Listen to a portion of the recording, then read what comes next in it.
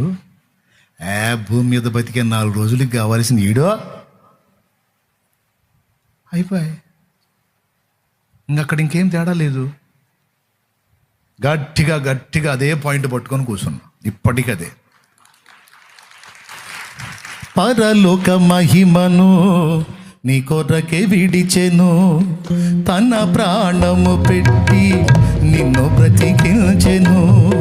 పరలోక మహిమను నీ కొరకే విడిచెను, తన ప్రాణము పెట్టి నిన్ను బ్రతికించెను.